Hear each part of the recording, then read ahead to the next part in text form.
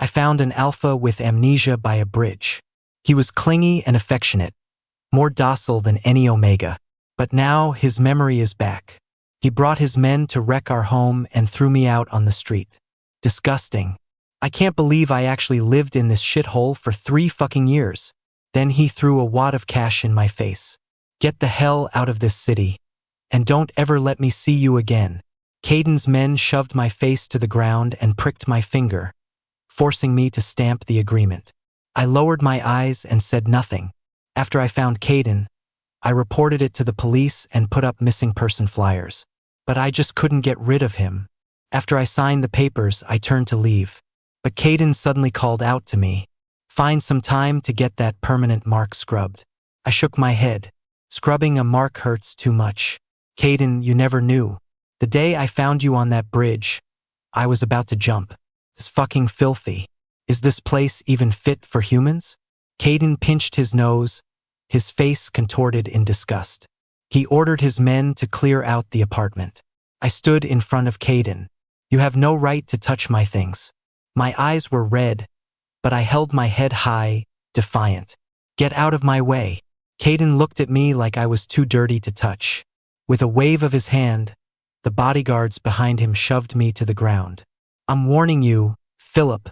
Not a single hair from this apartment is to be left behind. Who knows if you lowlifes will try to use something to blackmail me one day.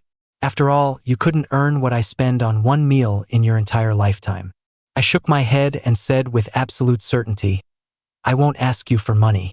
Ha! Caden sneered. You only took me in because you figured out I was the Caden family heir, right? You think you're that kind? You could barely keep yourself alive, and you're gonna rescue someone? Caden was right. I'm no saint. I was dirt poor with nothing to my name. I lived in a rundown tenement on the edge of town, where even the bathrooms were communal. You had to wait in line just to get water every day. I was also saddled with massive debt. That afternoon on the bridge, I had just come from the hospital, clutching my medical report. Liver cancer. I couldn't afford the treatment. So that day, it wasn't me who found Caden. It was him who latched onto me. He clung to my leg pitifully, a bloody scab on his head. Whenever he struggled, the wound would break open again. In the dead of night, he looked like some fucking vengeful ghost. And when Caden spoke, he was incoherent. I couldn't tell if it was amnesia or if he was just an idiot. I dragged him straight to the nearest police station. At that point, I was leaning more toward him being an idiot. So I tried to coax him. Be good. Okay? You just sit here for a bit, and the nice officer will find your mommy and daddy to come get you. Caden clutched the corner of my shirt. You're lying. Even though he looked like he was in his 20s, age doesn't mean much when you're dealing with an idiot. I kept trying. Are you hungry? Caden nodded. I clapped my hands together. See? There you go. Uncle's gonna go buy you something to eat now. Truth is, I was in my 20s too. I was just pulling one over on him. It's why later, whenever Caden got mad at me, he'd pin me to the bed, thrusting into me while calling me uncle. Caden really was hungry. He slowly let go, his eyes following me as I walked away, like his life depended on it. Like hell I was buying him food. I was on that bridge to kill myself. Who carries cash when they're about to die? I staggered back to the edge of the bridge.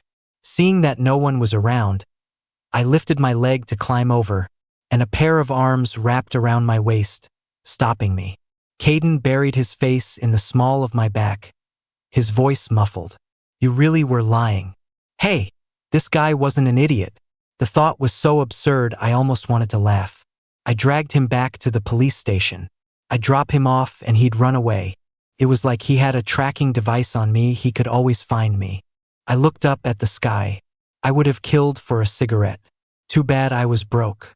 Broke, and I couldn't even manage to die. This was just too damn miserable. He was so clingy I had no idea what to do. I said, I'll let you stay for one night, but tomorrow you're coming with me to post missing person flyers. Then I grabbed Caden by the neck and forced him to record a video. Promise that when your family finds you, you'll give me $100,000 as a reward. The more the better. Okay, now say your name. Caden. C-A-D-E-N. Caden obediently recorded the video. I held the phone and grinned. Perfect. With 100 grand, I could afford a burial plot. No need for a watery grave after all. Caden poked me. I'm hungry. We stared at each other. Finally, I forced a dry laugh. Go to sleep. You can't feel hungry when you're asleep. Caden actually listened and lay down, but half an hour later, he was standing by my bed like a ghost. I'm too hungry to sleep. I wiped my face and went downstairs to get some water. Drink up. This stuff is free. Free but not exactly clean. Caden frowned, physically repulsed. It wasn't until the next day that I remembered I didn't even have money to print the flyers. So I had to take Caden to a construction site to find work. The pay was crap, but at least it came with a meal. Caden took tiny, prim bites. I had no idea where he'd learned to be so refined. He looked pale and clean, but he was surprisingly strong. The foreman was thrilled. I turned around and kept calling him an idiot under my breath. Told him he didn't know the difference between being paid by the hour and by the job. He didn't get mad, just kept working his ass off. After that, we'd work during the day and post missing person notices at night. Caden was a ball of energy. I never saw him get tired. A month of posting flyers went by and no one called, and I was still paying my phone bill on time. I thought it over and came to one conclusion. I pointed at Caden's forehead. Your family abandoned you. Caden didn't react. He just pulled me into his arms and went back to sleep. How could he sleep at a time like this? I sat up and shook him awake. Your family ditched you, you get it? Caden buried his face in my neck. As long as you want me, Philip. I don't want you. Don't you forget you owe me $100,000. My burial plot. How was I supposed to die without a burial plot? I tried basically every method I could think of. I was afraid of hurting Caden's feelings. I also knew my body wouldn't hold out for much longer. For 3 years, I kept posting missing person notices online, but they all vanished without a trace. So I just stopped mentioning it to Caden. And so Caden kept on living in my home, in that shithole. My place wasn't that dirty, I did clean it. But the surrounding area was just awful. There was no drainage, so whenever it rained, the floodwater would rise to our calves. Caden would carry me on his back through the water. He came down with a high fever that very night, and the fever just got worse and worse. The whole room filled with the scent of alpha pheromones. That's when it hit me. Caden was in heat. Luckily, most of the residents here were betas, so they didn't notice a thing. Caden's whole body was burning up. As I turned to get him some water, he suddenly grabbed me from behind. His nose brushed against the blocker patch on the back of my neck. He asked, "Philip, what's this?" "A tattoo," I said dismissively. Caden didn't buy it at all. He mumbled, "Philip always treats me like an idiot." He sounded so hurt. I got up to put on my jacket, ready to go out. "I'm gonna get you some medicine. Wait here for a minute." Caden's pupils locked onto me as I moved, watching me in silence. His eyes were glowing with a strange light, like a starving wolf. He came up behind me and locked the door. Then he pinned me against the wall, my face pressed against the cold surface. I could only feel the scorching heat of his breath on the back of my neck. His canines caught the edge of my blocker patch and slowly peeled it away. "Ah, so Philip has a tattoo of an omega's gland." His tone was filled with an excitement he couldn't hold back. Caden was trembling with excitement. "Philip, please, help me. I feel so sick." My legs went weak. I was powerless against his pheromones. I panted softly, trying to keep my voice steady. Just this once." I turned to glare at him. In the dim light, Caden's long fingers glistened. Then he started thrusting, crying the whole time. His crying was getting on my nerves. I was the one who wanted to cry. I smacked him. "What are you crying for?" "Sob, sob. Philip, it feels so good." He kissed the palm of the hand I just hit him with. Damn. Total masochist. I couldn't tell if Caden was saying, "Philip, this feels so good," or "Philip feels so good." Let me tell you, this Philip did not feel good at all. He always gave it his all when he was working, but I wasn't the foreman here. Later, Caden found some way to make money online. Maybe he took a stock market masterclass or something. He made a good bit of money playing the market. Good, because we had so little to start with. Then Caden gave all the money to me. We opened a small convenience store. With that money, Caden could have easily moved out. But he refused. If I move out, I won't be able to find you, Philip. But this neighborhood is terrible. Then why don't you leave? I fell silent. I couldn't leave. Of course, I wanted to. Who wouldn't want to live in a high-rise if they had the money?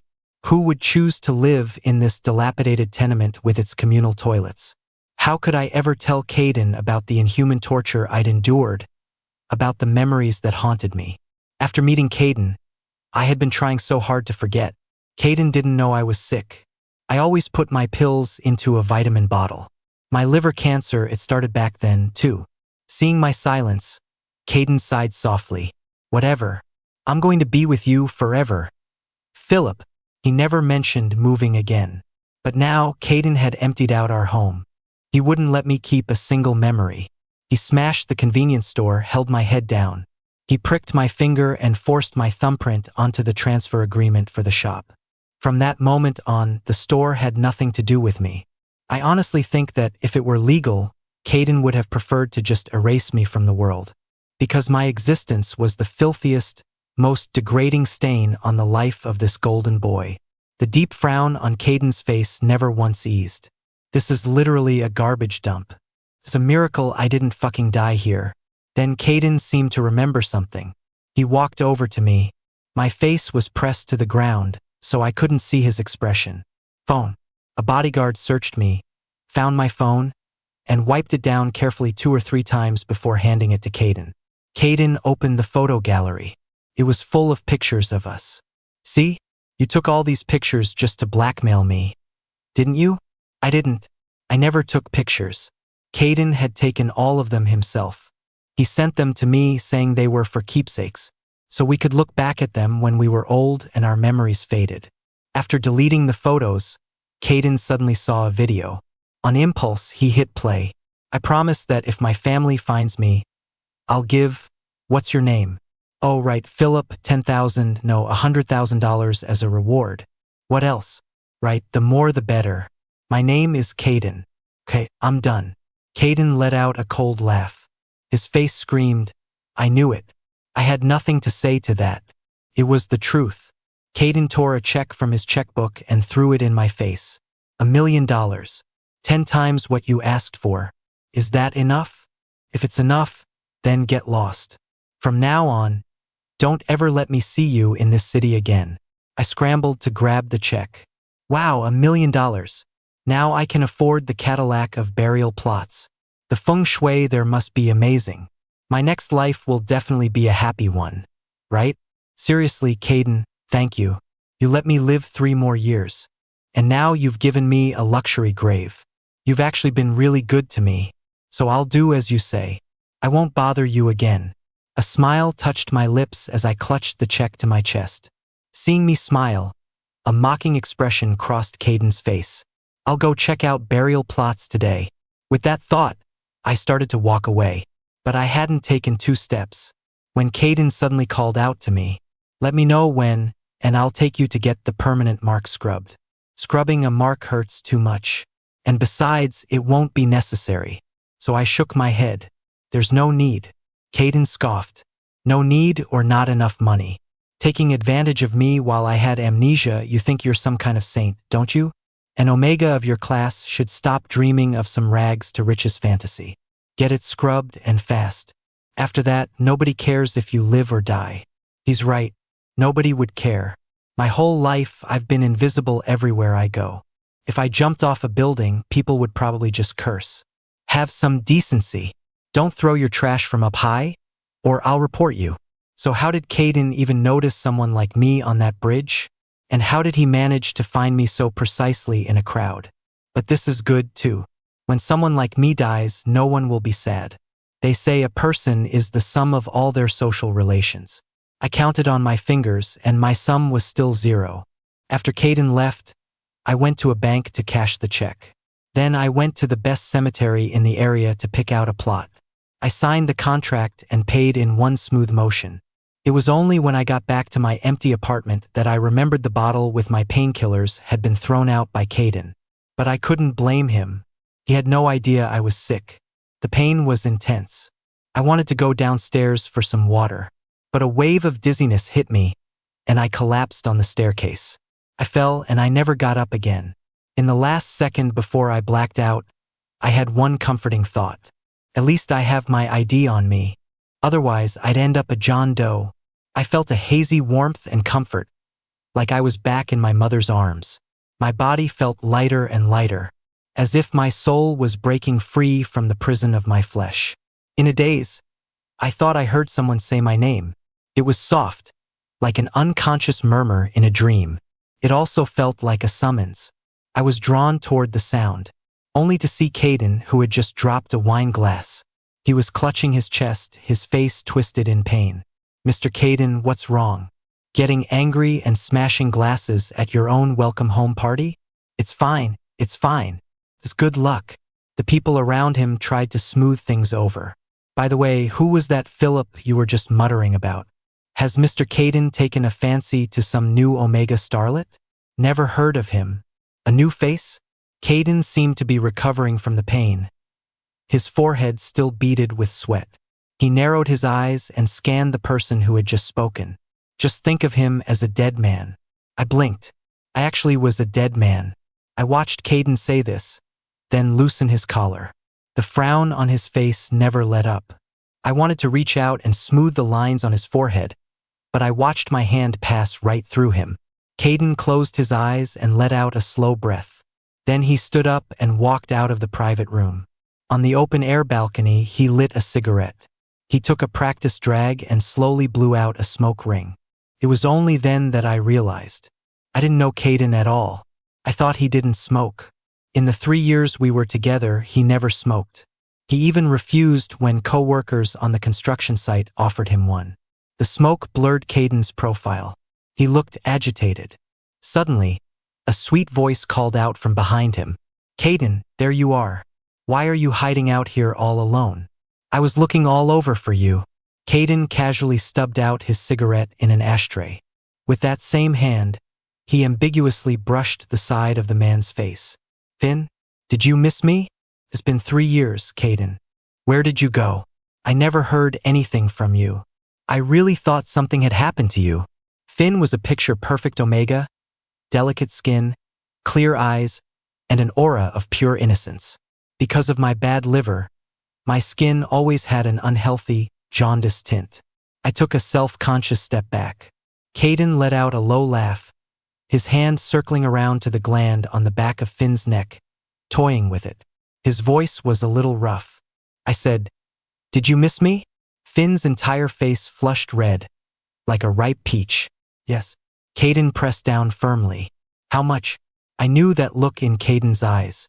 It was the same look he got whenever he wanted something from me. But his tone and actions were different. The Caden with amnesia would just pester me relentlessly. He'd whine and say sweet things. "Philip, you're the best. Philip, you look so kissable. Philip, it's so swollen down there it hurts. Am I going to die? Help me, please, just this once." But no matter how he pleaded, his eyes always held that look of absolute determination. Just like now. Finn was panting softly under his touch, his entire body draped over Caden. Anyone could see what was about to happen. It wasn't that I didn't want to leave, but my feet were rooted to the spot. I had to close my eyes. Suddenly, Caden's phone rang. Annoyed at the interruption, Caden rejected the call without looking. But the phone kept ringing. Finally, at the end of his rope, Caden answered. "This better be a fucking emergency." "Excuse me, is this Caden?" "Yes." "Your friend has collapsed. He still has faint vital signs. He's at the Cypress Point Apartments, Building 2. You need to get here as soon as you can." At the mention of the Cypress Point Apartments, Caden clearly froze, but only for a fleeting moment. Then he said coolly, "I don't know him. You have the wrong number, but you're listed as his emergency contact. This can't be the wrong number." "Ah, I forgot about that." Seeing Caden's displeased expression, I felt a wave of apology. The amnesiac Caden must have set that up. Since I'd never had an emergency, I had no idea. I should have checked my phone. To think I would cause Caden trouble at a time like this. Caden's jaw tightened, his anger clearly reaching its peak. Stop fucking playing games with me. You tell Philip that I don't care if he's acting or if he's really dead. It has nothing to do with me. Trying to trick me into coming back to see him? In his dreams. But, what normal person gets $1 million and immediately tries to kill themselves? Do you think I'm a fucking idiot? Stop calling. I'm blocking this number right now. The paramedic said he's lost the will to live. If you don't come, he's really going to die. Then let him die. After hanging up, Caden cursed a few times. Then he pushed Finn away. The mood was completely gone. Finn, however, was curious. Who was that? To get Mr. Caden so worked up? Caden didn't answer, just tapped a few things on his phone. I was curious too, so I floated over to look. I saw Caden log into his online bank account. He found a transaction from 3:11 p.m. that afternoon. A withdrawal of $1 million, cashed from a check. Caden let out a cold laugh. His entire body instantly relaxed. His face was full of scorn. Just some money-grubbing hustler. I guess $1 million wasn't enough, so now he's faking his own death to threaten me? After scheming and waiting for 3 years, why would he be willing to die now? No. I waved my hands frantically.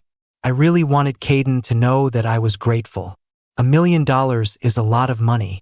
I've never seen that much money in this life and the next combined. But Caden, we spent 3 years together. You obviously haven't forgotten that time, even if you're ashamed of it. Do you really not know what kind of person I am? I'm not capable of threatening you. Finn froned. Caden, those poor people are just greedy. I bet you he'll call you from a different number tomorrow. Let me guess, is he going to ask you to come say your goodbyes at the morgue next?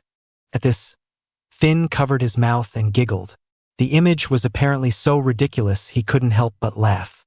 Finn, Caden wrote out another check, this time for $5 million. Do me a favor and run this over to him tomorrow. Even if he took me in with the intention of blackmailing me, he still took care of me for 3 years. Caden sighed, unconsciously lighting another cigarette. $6 million total. That should buy me a clean break.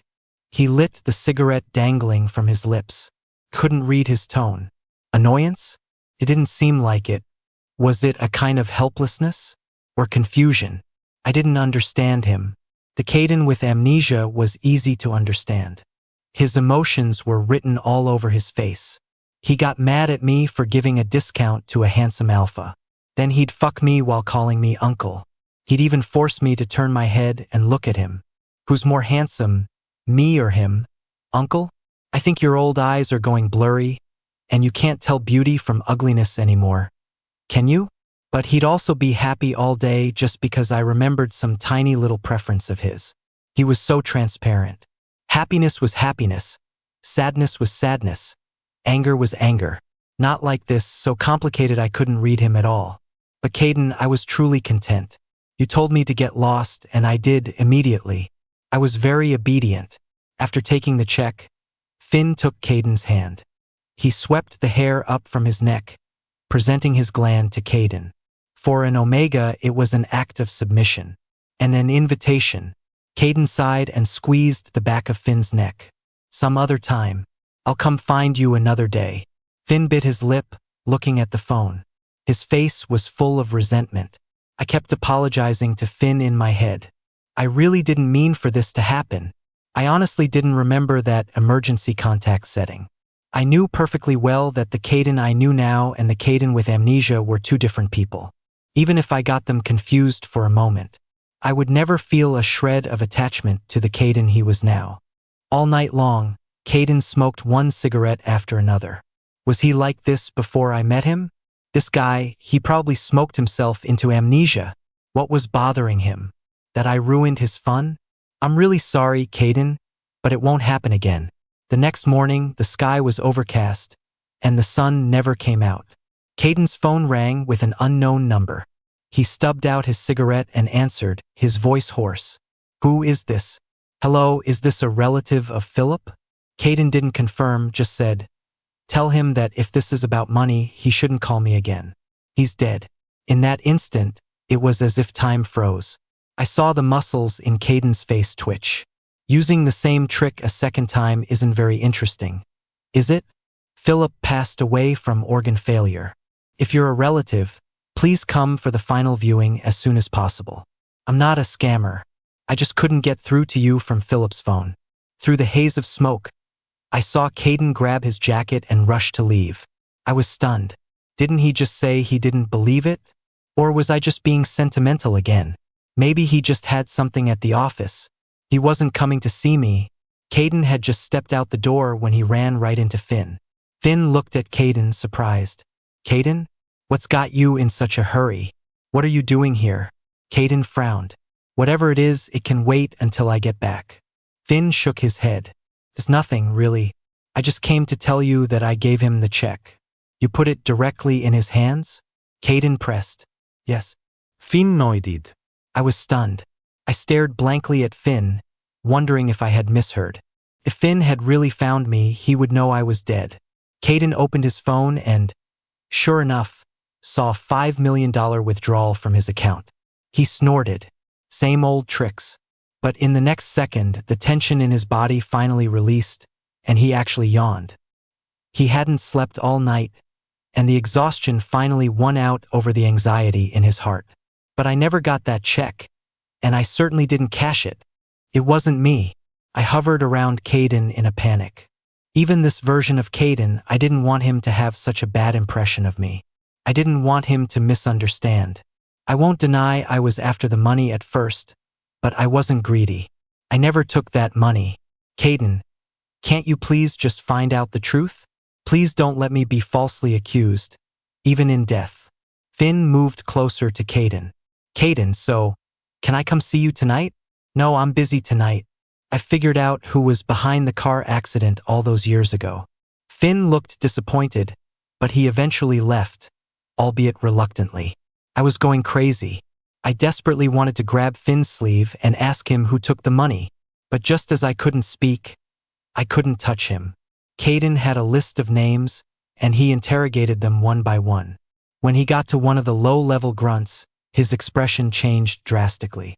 Because the man said, "Mr. Caden, I'm begging you, let me go. I was just following orders. All I did was scrub your presence from the internet. Nothing else. What did you say? I used technical means to make you disappear from the internet. What else? And the day before you came back, Mr. Caden, someone was still posting missing person notices for you online. They'd been doing it for 3 years, but I hacked them all and took them down." Caden slowly closed his eyes. When he tried to stand, he staggered back half a step. This guy was pure evil. I worked so hard for 3 years, and I was wondering why I never got a single response. So it was you who deleted everything. Damn you. Give me back my internet cafe money. The price has gone up, you know. It's $10 an hour now. Caden's nails dug deep into his palms, but he couldn't feel a thing. So for 3 years, you never gave up trying to find my family. You didn't even know who I was. But me, what did I do? What did I say? Why did I ever doubt you? You were so good, such a good person. He raised his hand. Get the car. We're going to find Philip. The car was flying, but Caden kept yelling at the driver to go faster. Caden, I really don't understand you anymore. Didn't you say you bought a clean break? Why are you looking for me now? Caden searched everywhere from the apartment to the convenience store, but I was nowhere to be found. He had his men turn the place upside down. It was as if finding me at home meant he wouldn't have to go to the hospital. Caden, you're not the type to run from things, and my death isn't your fault. On the contrary, I've always been grateful to you. You were the breath that kept me alive when I was at my most desperate. You even gave me 10 times the money I asked for, enough to buy an amazing burial plot. Really, thank you. After finding me nowhere, Caden seemed finally willing to accept the fact that I was truly dead. So he drove nonstop from the hospital to the morgue. And there he saw my body, about to be sent for cremation. Family? A nurse came forward to ask. Caden nodded, trembling, his knuckles white from clenching his fists. You're the emergency contact? Do you know how many times we called? When he was brought in, he had already lost the will to live. If you had just come, even if only to say something to provoke a reaction, maybe, sigh. You don't have to cry for me, Caden. You didn't do anything wrong. Even if you had rushed here, I still would have made the same choice. Because life was too hard, and I just couldn't hold on anymore. Caden was silent for a moment. Then, his voice trembling so much he could barely get the words out, he said, I want to see Finn in half an hour. I want to ask him how someone cashes a check. After saying that, Caden asked everyone to leave. He stood in front of my body. The first thing he said was, You're so stupid. Caden continued, If you hadn't died, you'd have $6 million right now. Don't you feel ripped off? I shook my head. Not at all. I got a very, very good burial plot. The sales manager told me, this plot lies on a ley line of prosperity, guaranteeing good fortune for 3 generations. And he also said, it draws on the wisdom of the nearby university and the serenity of the western wetlands. With its perfect harmony of landscape and culture, it's a true legacy estate. I immediately cut him off. Okay, that's enough. Let's sign the contract and pay. A total impulse buy. I acted out my impulsive moment in the sales office for Caden. I thought I was being pretty funny, but why was Caden still crying? I forgot. He can't see me. I followed Caden's gaze and saw my own face. It was bloodless, an eerie white. Even I looked like a stranger to myself. Caden choked back a sob. You were fine when I left, weren't you? What stupid liver cancer. Why did I never know? So that's why you posted missing person notices for 3 years. You already knew this day was coming, didn't you? Those weren't vitamins at all, were they? It was me, I killed you, I threw those pills away. I'm the one who killed you. Caden started slapping himself hard. Why did I wreck your home? Why didn't I answer your call? This is all my fault. You must hate me, right? As he spoke, Caden suddenly stopped. He had seen the death certificate and the autopsy report lying next to my body. It read, the deceased shows multiple defensive injuries and numerous old fractures, consistent with long-term abuse. Healed fracture lines were found on the ribs, ulna, radius, and other bones. Subject also presents with fatty liver disease due to starvation, consistent with chronic malnutrition. Multiple old bone calluses are visible on the ulnar side of the deceased's forearm, indicating that the deceased frequently raised his arms to protect his head and torso. Tissue sample analysis indicates these traumas occurred during the subject's adolescent development, between the ages of 12 and 16. The reason I never wanted to leave that filthy tenement was because I owed millions in high-interest loans. When I was 12, my parents went out to work as migrant laborers, and when they made money, they flaunted it everywhere. They were quickly targeted by some distant relatives. They set up a gambling ring, and my parents quickly lost all their money. When they ran out, they borrowed more. And as soon as they had it, they gambled it away. Eventually, they owed so much they just stopped paying. I remember a group of gangsters bursting into our house. They brought a huge dog cage. They locked all 3 of us inside. We ate dog food from a dog bowl and drank raw water. Later, my parents said they were going out to earn money and would leave me with the boss as collateral. They promised they'd be back. Even a heartless loan shark believed that a tiger wouldn't eat its own cub. Who knew my parents would change their SIM cards that very night and just run away. And so the debt fell on me. I kept eating dog food and sleeping in a cage. The boss gradually let his guard down around me. He started making me work for him. He never let me go to school. Later, when I was 16, he told me to drive a car for him. I just ditched the car halfway and ran. I wandered until I reached this city. Compared to my face, which screamed that I'd never seen the world, Caden was frozen in place, looking like he'd been struck by lightning. I hadn't had much education, but wow, autopsy reports were incredibly accurate these days. Caden stared at me deeply. I'm suddenly realizing I don't know you at all. I nodded in agreement, but I have to admit, the moment I got the news of your death, my heart skipped a beat. Even then, I was still stubbornly convinced that you only took me in for my status, for my money. And yet, I still felt a pang of pain for the despicable person I imagined you to be. So I lied to myself. I told myself you were just faking your death to get my attention. You were such a vain person. How could you possibly kill yourself right after getting money? It must have been because the money wasn't enough, right? Philip, I'm begging you. Tell me how much you want. I'll give you anything. I'm begging you to wake up. Please? Hearing him call me Philip was surreal. The viewing was over, and someone came to hurry him along. Sir, the body needs to be cremated soon. We need to perform some cosmetic restoration on the deceased's face. Do you have a photo of him from when he was alive? A casual one is fine. Caden instinctively started to nod. But then he suddenly remembered. That day, he was the one who had personally deleted every single photo. He had deleted all the memories along with them. Permanently deleted, the kind that could never be recovered. The decisiveness he had shown then was matched only by the depth of his regret now. But I didn't think it was such a bad thing. Without a photo, Caden wouldn't even know who to miss. Maybe with time, he would just forget me, and he wouldn't be in so much pain. When Finn arrived at the hospital, his face instantly went pale. Caden was sitting with his head down. It was impossible to see his expression. A long silence. It wasn't until Finn was on the verge of a complete breakdown, about to burst into tears from the pressure, that Caden finally spoke. You handed it to him personally? Finn's legs were shaking. He stammered, Caden, I was just trying to do what was best for you.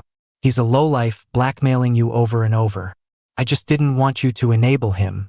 Since when do you get to make decisions for me? Caden stood up, grabbed Finn by the throat with one hand, and lifted him off the ground. Finn's legs flailed wildly. Caden? Cough. Spare me. You shouldn't have slandered a dead man's name. Caden let go and pulled out a tissue to wipe his hands. Then he gave a nod to his bodyguards. Finn's face went ashen as he was dragged away. He seemed to know exactly what was coming, and his entire body radiated despair.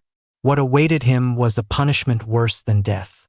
Next, Caden had someone use my ID to track down my hometown. There, from the mouths of neighbors, he heard about a version of me he never knew. I never wanted Caden to know about that humiliating part of my past. During that time, I wasn't a person. I was more like a dog. Caden easily found the loan shark. He was much older now. He even had a child of his own and looked kind and gentle. Caden used the man's own methods against him, locking him and his men in a cage. He fed them dog food and gave them raw water to drink. Then he tracked down my parents. They had another child now. He found the distant relatives who set up the gambling trap. And using his own methods, he made every single one of them pay. In the end, he sent them all to prison, giving special instructions to take good care of them. As a result, my funeral was attended by only one person, Caden. He wanted to make it a grand affair. But the bigger the venue, the more vibrant the ocean of flowers, the more solemn the music, the more desolate it all felt. It was the complete opposite of what Caden had intended. He asked, why is it that the harder I try, the more pointless it feels? But there was no one left to answer him. For my funeral portrait, Caden hired an artist to reconstruct my face from memory. The artist had never seen me alive, so the person in the painting didn't look much like me. Even though the artist was a master in his field, he couldn't imagine something he had never seen. Caden kept saying the painting was wrong. He ended up offending the artist, who stormed out. With no other options, Caden chose the one whose features were the most similar. He had personally smashed our home, destroyed the store, and deleted every photo. And so his overwhelming grief had nowhere to go. He recreated our home and the little store from memory. And he lived there day after day. During the day, he was the heir to the Caden group. At night, he curled up in bed, but he could no longer smell my scent. He cried silently. But this time, I couldn't wipe his tears away. I have to go now, too. Really and truly go. God, I hope you'll give me one chance. Just one chance for Caden to hear my last words to him. Thank you.